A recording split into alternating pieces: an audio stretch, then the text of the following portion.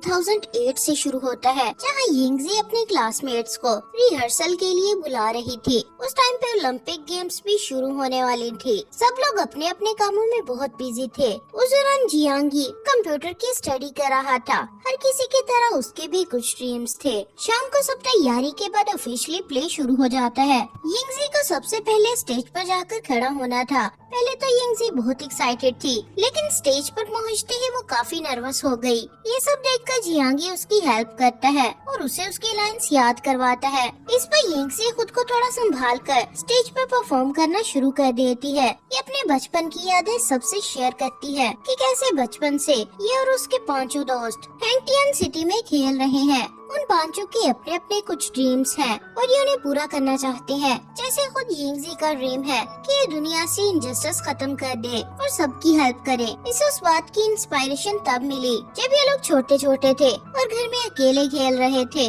तभी बहुत तेज तूफान आने लगा, जिससे ये सब लोग बहुत ज्यादा डरने लगे और सोचने लगे कि शायद बाहर कोई मॉन्स्टर है जो उन्हें खा जाएगा, और अगर ये लोग उससे बच गए तो ये लोग भूख से मर जाएंगे। उसी लम्हे यिंगजी हीरोइन बनकर आती है और सबको अपने साथ रूम में लेकर चली जाती है। उन्हें बताती है कि हम भूख से नहीं मरेंगे क्योंकि हमारे घर में राइस कुकर है जिसमें बहुत सारे चावल पड़े हैं। ये सुनकर सब एक दूसरे का हाथ थामते हैं और कभी साथ न छोड़ने का इरादा कर लेते हैं। लेकिन वक्त बदल जाता है और सबकी तरह ये सब भी अपने अपने ख्वाबों को पूरा करने के लिए एक दूसरे से अलग हो गए थे। यिंगजी अब बड़ी होने के बाद एक मीडिया कंपनी में काम करने लगी थी। ये लड़की अपने काम के साथ बहुत लॉयल है और अपने काम और बचपन के इरादे के अकॉर्डिंग बुरे लोगों को उनके अंजाम तक पहुंचाना चाहती है। ये बहुत मेहनत से एक इन्वेस्टर को ट्रैप करती है जो धोखे से लोगों से पैसे लूटता था। ये खुद एक डीलर बनकर उसके पास जाती है और बहुत चालाकी से उसकी सारी बातें रिकॉर्ड कर लेती है,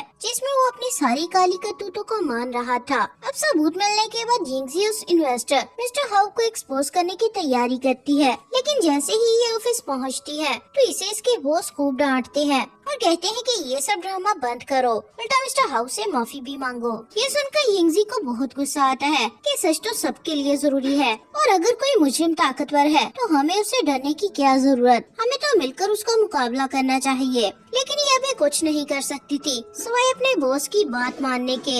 इसलिए ये रोते हुए मिस्टर हाउ के लिए अपोलॉजी लेटर लिखने लगती है और उसे याद आने लगता है कि बचपन में इसने अपने साथ नाइंसाफी को खत्म करने के लिए क्या क्या वादे किए थे। इसके बाद इसे 2007 का टाइम याद आता है जब इसने ऐसे कंपटीशन में प्राइज जीता था जिस पर खुश होकर उसके डैड ने उसे माउंटेन बाइक लेकर दी थी और उसके दोस्तों को खाने पर भी बुलाया था। इन लोगों ने बहुत एंजॉय किया और अपने बाइसिकल्स पर सारा शहर भी घूमा। यिंगजी अपनी तकलीफ की वजह से अपने दोस्तों की कमी और भी ज्यादा फील करती है। उसी लम्हे उसे अपनी दोस्त यीफे का टेक्स्ट आता है कि गुआन चाओ की शादी हो रही है, तुम्हें भी इनविटेशन मिल गया हो तो चलो आज मिलते हैं। इस पर ये दोनों रात को होटल में मिलती हैं। इन दोनों ने कई सालों से एक दूसरे को नहीं देखा था, इसलिए दोनों काफी इमोशनल हो जाती हैं। ये फेस से मिलने के बाद इससे कहती है कि प्लीज सबको इकट्ठा करो ताकि सब हैंगटियन शहर में मिल सके। बचपन में सब कामों को यिंगजी ही लीड करती थी, इसलिए इस बार भी सब दोस्तों को इकट्ठा करने के टास्क को भी यही लीड करती है और उम्मीद करती है कि इस बार भी ये कामयाब हो जाएगी।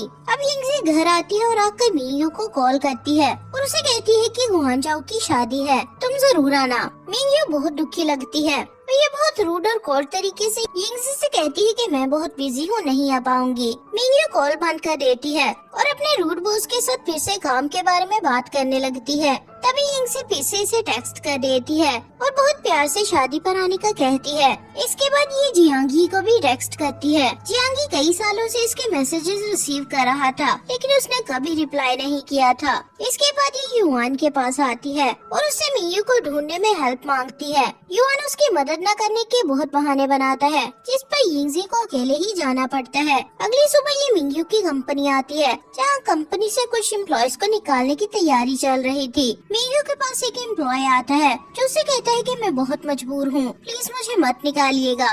लेकिन मिंगयू अपने बॉस के ऑर्डर्स के मुताबिक किसी से हमदर्दी नहीं करती और उस एम्प्लॉय की मजबूरियों के बावजूद उसे निकाल देती है, जिस पर वो आदमी इस पर पानी फेंक कर चला जाता है। ये देखकर यिंगजी उससे मिलने का इरादा छोड़ देती है। क्यों